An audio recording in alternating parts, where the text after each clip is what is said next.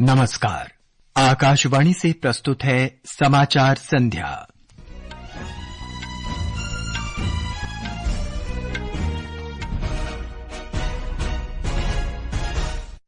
प्रधानमंत्री ने वाराणसी में 6,700 करोड़ रुपए की लागत की बहु विकास योजनाओं का लोकार्पण और शिलान्यास किया। श्री नरेंद्र मोदी ने अपने संसदीय क्षेत्र में शंकर नेत्र अस्पताल का भी उद्घाटन किया। कहा, सरकार स्वास्थ्य बुनियादी ढांचे को और मजबूत करने के लिए अगले 5 वर्ष में 75,000 और मेडिकल सीटें बढ़ाएगी। भारतीय जनता पार्टी ने महाराष्ट्र विधानसभा चुनाव के लिए 99 उम्मीदवारों की पहली सूची जारी की। दिल्ली पुलिस ने राजधानी के रोहिणी इलाके में विस्फोट के सिलसिले में एफआईआर दर्ज की। मौसम विभाग ने कर्नाटक और मध्य प्रदेश में कल भारी वर्षा का अनुमान व्यक्त किया। भीषण चक्रवाती तूफान दाना के बृहस्पतिवार को सवेरे ओडिशा तट पर पहुंचने की संभावना। खेलों में कश्मीर घाटी में पहली बार श्रीनगर में अंतर्राष्ट्रीय मैराथन का आयोजन और मलेशिया में सुल्तान जौहर कप हॉकी टूर्नामेंट के ग्रुप स्टेज मैच में भारतीय जूनियर पुरुष टीम ने इंग्लैंड को 6-4 से पराजित किया। समाचार संध्या के साथ मैं नवीन सक्सेना। प्रधानमंत्री नरेंद्र मोदी ने आज अपने संसदीय निर्वाचन क्षेत्र वाराणसी में 6,700 करोड़ रुपए की लागत की बहु विकास परियोजनाओं का लोकार्पण और शिलान्यास किया।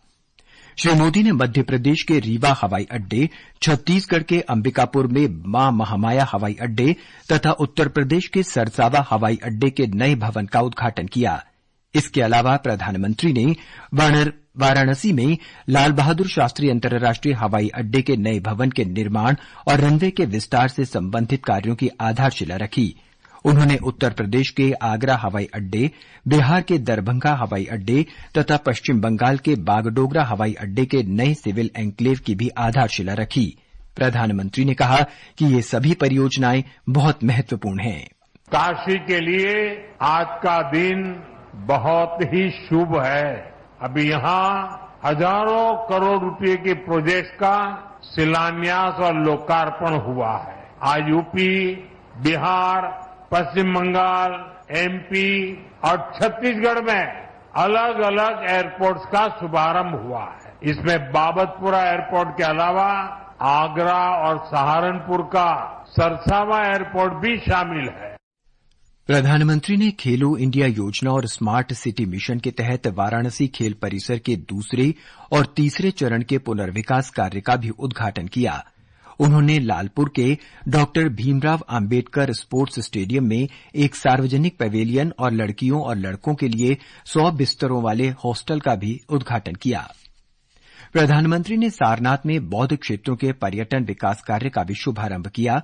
उन्होंने बाणासुर मंदिर और गुरुधाम मंदिर के पर्यटन विकास तथा पार्कों के सौंदर्यीकरण और पुनर्विकास कार्यों का भी शुभारंभ किया। उत्तर प्रदेश के मुख्यमंत्री योगी आदित्यनाथ भी इस कार्यक्रम में उपस्थित थे। इससे पहले प्रधानमंत्री ने तमिलनाडु के कांची कामकोटी पीठ के जगतगुरु श्री शंकरा विजेंद्र सरस्वती की उपस्थिति में शंकर नेत्र अस्पताल का उद्घाटन किया। प्रधानमंत्री ने घोषणा की कि सरकार देश में स्वास्थ्य सेवाओं के बुनियादी ढांचे को और सशक्त बनाने के लिए अगले 5 वर्षों में 75,000 और मेडिकल सीटें जोड़ेगी।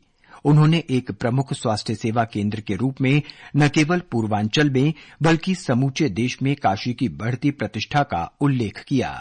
आज काशी को, पूर्वांचल को एक और आधुनिक अस्पताल मिला है। आरजे शंकरा नेत्र अस्पताल आज से जन जन के लिए समर्पित है। ये आरजे शंकरा नेत्र अस्पताल वाराणसी और इस क्षेत्र के अनेकों लोगों के जीवन से अंधकार दूर करेगा, उन्हें प्रकाश की ओर ले जाएगा। श्री मोदी ने लोगों को सस्ता और सुगम उपचार प्रदान करने के लिए स्वास्थ्य सेवा के क्षेत्र में केंद्र सरकार की विभिन्न पहलों का जिक्र किया। प्रधानमंत्री ने कहा कि आयुष्मान आरोग्य केंद्रों की स्थापना से औषधियों की कीमत में कमी आई है और लोगों का दवाओं पर औसत खर्च 25% कम हुआ है। श्री मोदी ने मिशन इंद्रधनुष की सफलता का उल्लेख किया। हमने मिशन इंद्रधनुष शुरू किया, नतीजा ये आया कि न केवल टीकाकरण कवरेज की दर बढ़ी, बल्कि ऐसी करोड़ों गर्भवती महिलाओं का करोड़ों बच्चों का टीकाकरण हुआ जो पहले इससे छूट जाते। भारत ने टीकाकरण पर जोर दिया, उसका बहुत बड़ा फायदा हमें कोरोना के दौरान मिला। कार्यक्रम में प्रधानमंत्री ने आशा व्यक्त की कि आंखों का यह अस्पताल बुजुर्गों तथा बच्चों दोनों के लिए लाभदायक होगा। उन्होंने शंकराचार्य और शंकरा ट्रस्ट को बिहार में इस अस्पताल की एक और शाखा खोलने पर विचार करने का आग्रह किया। शंकराचार्य विजेंद्र सरस्वती ने प्रधानमंत्री मोदी के विकास के प्रयासों की सराहना की। कार्यक्रम के दौरान कांची शंकराचार्य ने प्रधानमंत्री मोदी के विकास कार्यों की सराहना की। उन्होंने कहा कि केंद्र में एनडीए की सरकार एक रोल मॉडल है। उन्होंने देश के विकास का श्रेय नरेंद्र मोदी के नेतृत्व को दिया। शंकराचार्य ने कहा कि भारत की प्रगति सशक्त नेतृत्व से संचालित हो रही है। नरेंद्र दामोदर दास जी इनका जो सरकार है एनडीए का अनुशासन वो प्रजा का सुरक्षा के लिए, सुविद्या के लिए, सुभिक्षा के लिए काम कर रहा है। शंकराचार्य जी ने प्रधानमंत्री मोदी के प्रति आभार व्यक्त किया और उन्हें दिव्य आशीर्वाद बताया। ये समाचार हमारी वेबसाइट www.newsonair.gov.in और हमारे न्यूज ऑन एआईआर ऐप पर भी उपलब्ध हैं। समाचार संध्या में आपका फिर स्वागत है। भारतीय जनता पार्टी ने महाराष्ट्र विधानसभा चुनाव के लिए 99 उम्मीदवारों की पहली सूची जारी कर दी है। उप मुख्यमंत्री देवेंद्र फडणवीस नागपुर दक्षिण पश्चिम विधानसभा सीट से चुनाव लड़ेंगे और पार्टी प्रदेश अध्यक्ष चंद्रशेखर बावनकुले कामठी से पार्टी के उम्मीदवार होंगे। राज्य मंत्री गिरीश महाजन जामनेर से और सुधीर मुनगंटीवार बल्लारपुर विधानसभा क्षेत्र से भाजपा के प्रत्याशी होंगे। महाराष्ट्र विधानसभा की सभी 288 विधानसभा सीटों पर 20 नवंबर को मतदान होगा और वोटों की गिनती 23 नवंबर को होगी। झारखंड में विधानसभा चुनाव की तारीखों की घोषणा के बाद से राज्य के कई हिस्सों से 3 करोड़ 15 लाख रुपए से अधिक की अवैध सामग्री और नकदी जब्त की गई है। मुख्य निर्वाचन अधिकारी रवि कुमार ने बताया कि अधिकारियों को आदर्श आचार संहिता का सख्ती से पालन करने के निर्देश दिए गए हैं। निर्वाचन आयोग के निर्देशों के अनुसार 50,000 रुपए तक की नकदी ले जाने की अनुमति है। यदि राशि 50,000 से अधिक और 10 लाख रुपए से कम है तो उसे जब्त कर लिया जाएगा। जिला आयुक्त के नेतृत्व वाली एक समिति ये निर्धारित करेगी कि धनराशि वैध उद्देश्यों के लिए थी या अन्य उद्देश्यों के लिए। 10 लाख रुपए से अधिक की धनराशि को जब्त करके उसे आगे की जांच के लिए आयकर विभाग के सुपुर्द कर दिया जाएगा। दिल्ली पुलिस ने आज राष्ट्रीय राजधानी के रोहिणी इलाके में केंद्रीय रिजर्व पुलिस बल के विद्यालय के बाहर हुए विस्फोट के मामले में प्राथमिकी दर्ज की है। विस्फोट की सूचना मिलने पर पुलिस की टीम घटनास्थल पर पहुंची, जहां उसे विद्यालय की टूटी हुई दीवार मिली। विस्फोट के कारण पास की एक दुकान का शीशा और एक कार क्षतिग्रस्त हो गए। इस घटना में किसी व्यक्ति के हताहत होने की जानकारी नहीं है।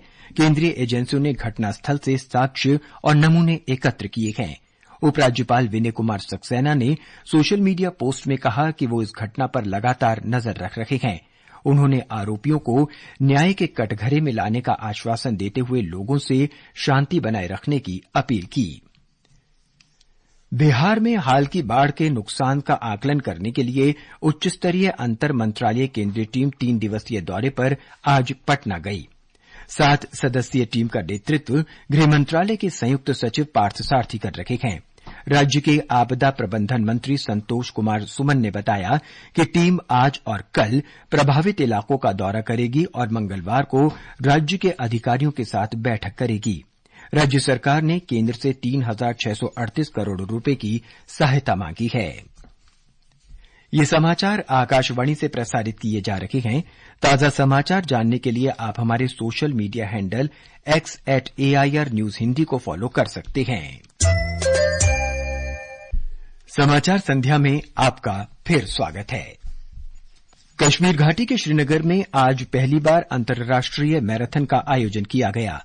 जम्मू कश्मीर के मुख्यमंत्री उमर अब्दुल्ला ने मैराथन को हरी झंडी दिखाकर रवाना किया। 42 किलोमीटर की फुल मैराथन और 21 किलोमीटर की हाफ मैराथन में भारत और 12 अन्य देशों के 1700 से अधिक धावकों ने भाग लिया। जम्मू कश्मीर के उपराज्यपाल मनोज सिन्हा ने मैराथन के विजेताओं को सम्मानित किया। उन्होंने कहा कि जम्मू में भी मैराथन के आयोजन की योजना है। जम्मू में भी मैराथन का आयोजन किया जाएगा।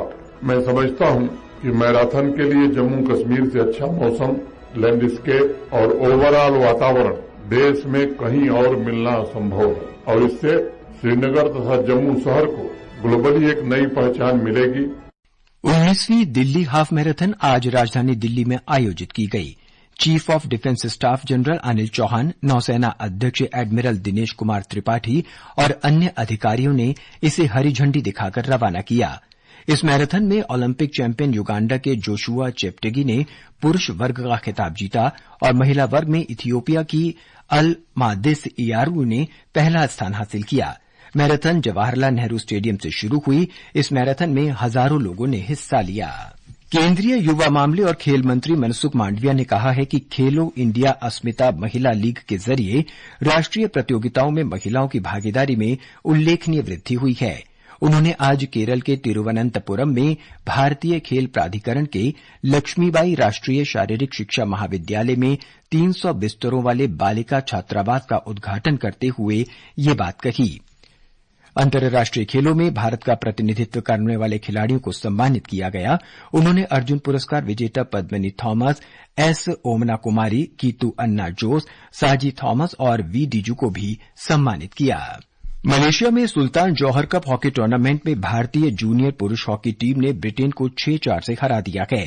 भारत की ओर से दिलराज सिंह, शारदानंद तिवारी ने 2-2 और मोहम्मद कोनेन और मनमीत सिंह ने 1-1 गोल किया। कल अपने पहले मैच में भारत ने जापान को 4-2 से हराकर अपने अभियान की शानदार शुरुआत की थी। भारत का अगला मैच मेजबान मलेशिया से 22 अक्टूबर को होगा। न्यूजीलैंड ने आज बेंगलुरु के एम चिन्नास्वामी स्टेडियम में खेले गए अपने पहले टेस्ट मैच में भारत को 8 विकेट से हराकर 3 मैचों की श्रृंखला में 1-0 की बढ़त बना ली है। भारत ने कल 462 रन पर आउट होने के बाद न्यूजीलैंड के सामने 107 रन का लक्ष्य रखा, जिसे न्यूजीलैंड की टीम ने 28 ओवर में पूरा कर लिया। मौसम विभाग ने कर्नाटक और मध्य प्रदेश में कल भारी वर्षा का अनुमान व्यक्त किया है। इस बीच भीषण चक्रवाती तूफान दाना के बृहस्पतिवार की सुबह तक ओडिशा के तटीय क्षेत्रों से टकराने की आशंका है। हमारे संवाददाता ने बताया है कि राज्य सरकार इसके संभावित प्रभाव को कम करने के लिए कई प्रयास कर रही है। तटीय जिलों में रहने वाले लोगों को सुरक्षित रखने और सभी आवश्यक वस्तुओं और स्वास्थ्य सुविधाओं को उपलब्ध कराने के लिए राज्य सरकार के सभी स्तरों पर तैयारियां चल रही है। दाना के कारण संभावित आपदाओं से निपटने के लिए सरकारी और गैर सरकारी मशीनरी को तैयार करने के लिए भुवनेश्वर में उच्च स्तरीय बैठकें चल रही है। आईएमडी ने अनुमान लगाया है कि उड़ीसा के तटीय जिलों में बुधवार को भारी बारिश होगी, जबकि पूरे राज्य में गुरुवार और शुक्रवार को भीषण चक्रवाती तूफान दाना के प्रभाव के कारण बहुत भारी बारिश होगी। प्रकाश दास, आकाशवाणी समाचार, भुवनेश्वर। मौसम विभाग के महानिदेशक मृत्युंजय महापात्र ने बताया है कि ये तूफान ओडिशा और पश्चिम बंगाल के तटों पर 100 से 120 किलोमीटर प्रति घंटे की रफ्तार से टकराएगा। उत्तरी गजा के बेत लाहिया शहर में इजरायली हमलों में कम से कम 87 लोग मारे गए हैं और 40 से अधिक घायल हो गए हैं। हमले में मरने वालों की संख्या और बढ़ सकती है क्योंकि बचाव अभियान जारी है। इस बीच लेबनान में इजरायल ने बेरूत के दक्षिणी उपनगरों में हिजबुल्लाह के ठिकानों पर हवाई हमले फिर से शुरू कर दिए हैं। दीपावली और छठ पूजा पर यात्रियों की भीड़ को देखते हुए मध्य रेलवे ने महाराष्ट्र के विभिन्न स्थानों से 570 विशेष रेलगाड़ियां चलाने की घोषणा की है। इनके अलावा 108 रेलगाड़ियां लातूर, सावंतवाड़ी रोड, नागपुर, पुणे, कोल्हापुर, नांदेड़ और महाराष्ट्र के अन्य स्थानों के लिए चलाई जा रही हैं। अंत में मुख्य समाचार एक बार फिर। प्रधानमंत्री ने वाराणसी में 6,700 करोड़ रुपए की लागत की बहुविकास योजनाओं का लोकार्पण और शिलान्यास किया। श्री नरेंद्र मोदी ने अपने संसदीय क्षेत्र में शंकर नेत्र अस्पताल का भी उद्घाटन किया। भारतीय जनता पार्टी ने महाराष्ट्र विधानसभा चुनाव के लिए 99 उम्मीदवारों की पहली सूची जारी की। दिल्ली पुलिस ने राजधानी के रोहिणी में विस्फोट के सिलसिले में एफआईआर दर्ज की।